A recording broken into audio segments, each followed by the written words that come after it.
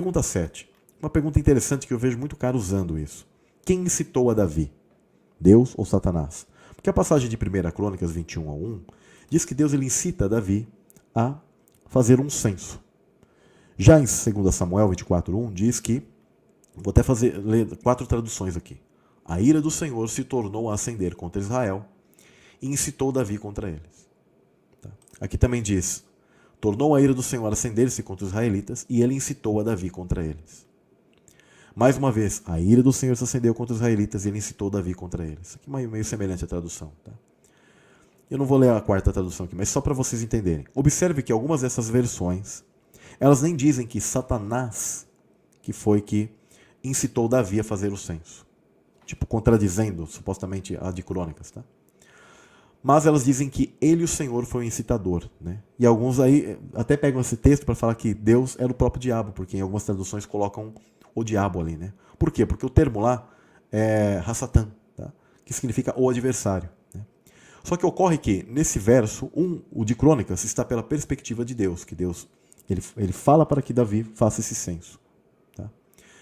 Só que, sem mencionar o meio de como foi essa incitação. Já no de Samuel, no texto de Samuel, está mostrando que Satanás ele teria sido usado para essa incitação. Apenas isso. É o mesmo procedimento, só que Deus ele permitiu que Satanás fizesse e colocasse isso no coração de Davi.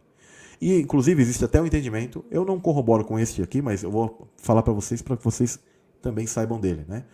Que não necessariamente poderia ser a própria figura de Satanás, porque o termo Hassatan, ele significa adversário.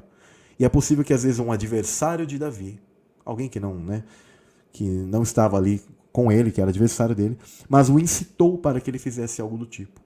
Porque ali não está falando se é uma entidade, tá? Especificamente. Eu até creio que sim, foi a figura de Satanás que colocou no coração de Davi algo do tipo. Sabe? Jogou ali a vibração, etc., para que ele fizesse isso. Tá? Mas pode também, de repente, até ser uma pessoa, porque o termo é o adversário.